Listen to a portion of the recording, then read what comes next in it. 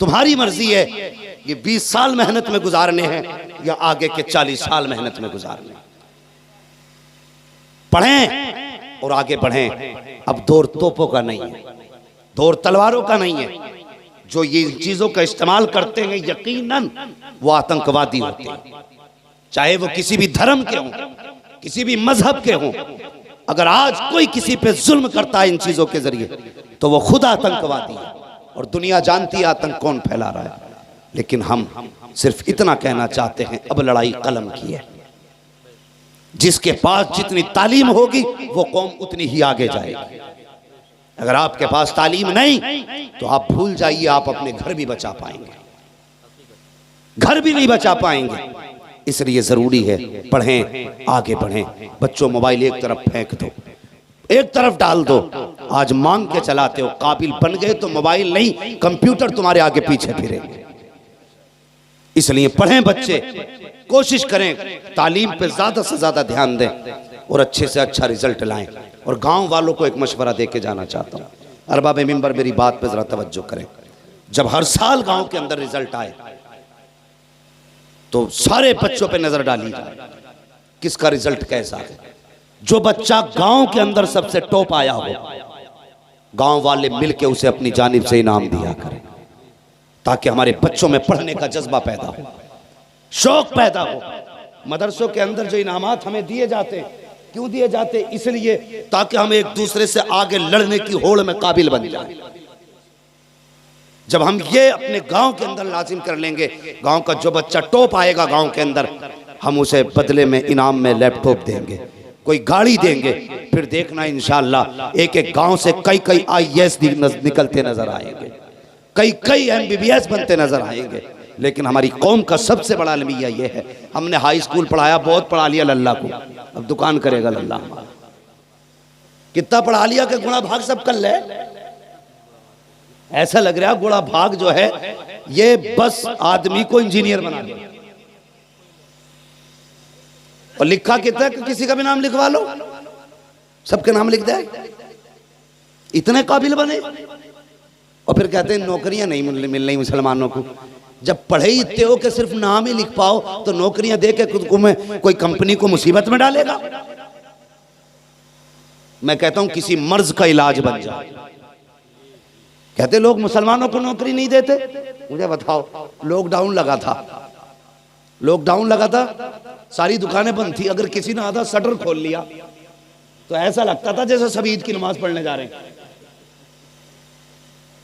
किसी ने उस दुकान पे जाते हुए देखा कि किसकी दुकान है, इससे नहीं लेंगे, ये हमारे धर्म का नहीं है, ये हमारे मजहब का नहीं है, मंडल मिल जा चाहे कोई भी दे जा। क्यों? तुम्हें जरूरत थी और उसके सिवा कहीं था नहीं।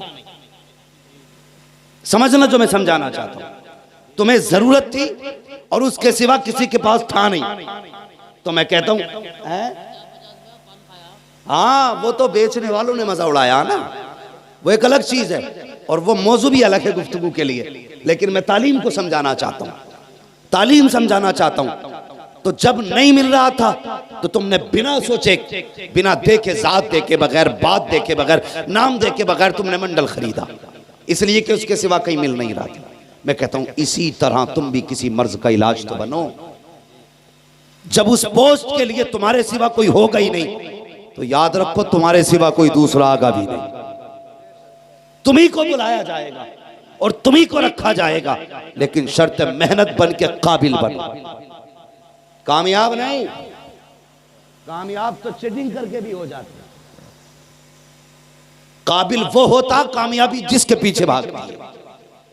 काबिल बनिए और बच्चों को तालीम की तरफ लाइए ताकि बेहतर हो। हमारी ही बस्ती के अंदर MBBS भी हो, BOMS भी हो, हमारी ही बस्ती के अंदर से IAS भी हो, IPS भी हो, हमारी बस्ती के अंदर टीचर भी हो और हमारी बस्ती के अंदर PhD भी हो, प्रोफेसर भी हो। फिर देखो इंशाअल्लाह जिंदगी का कितना अच्छा और जीने का मजा आता है। साथ साथ जब बच्चे स्कूल जाया करें, आधा घंटा कुरान के लिए देते हो, कम से कम 1 घंटा कुरान के लिए दिया करो, ताकि आपका बच्चा जहाँ इंग्लिश मास्टर बने, मदरसे में जाके मुस्तफा का सच्चा आशिक भी बनता नजर।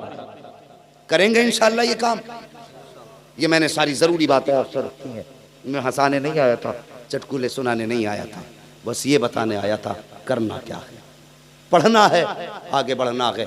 आगे बढ़ने के लिए मुस्तफ़ा का इश्क शर्त है। डॉक्टर इकबाल ने कहा था कि मोहम्मद से वफा तूने तो हम तेरे हैं, ये जहाँ चीज़ है क्या लोहो कलम तेरे हैं। हाँ, हुजूर से प्यार करो। अगर हुजूर से प्यार नहीं किया तो फिर ज़िंदगी में रुसवाइयों के सिवा कुछ भी नहीं। करेंगे इंशाअल्लाह बातों पे अमल, इंशाअल्लाह। बच्चों दीन के करीब हो जाओ, छोटे बच्चे तालीम पे ध्यान दें। बड़े बूढ़ों से गुजारिश है बच्चों के अकीदे की हिफाजत करें और इन्हें बताएं अहले सुन्नत वो मसलक है कि जिसके अंदर सिर्फ अदब सिखाया जाता है, किसी की बेअदबी नहीं सिखाई जाती है। अल्लाह का शुक्र है हम सुन्नी बरेलवी हैं, हम सहाबा के भी एहतराम करने वाले हैं, ताबईन का भी एहतराम करने वाले हैं, हम अंबिया व मुरसलीन का भी एहतराम करने वाले हैं, औलियाए कामिलीन का भी एहतराम करने वाले हैं। ये हमारा नसीब है।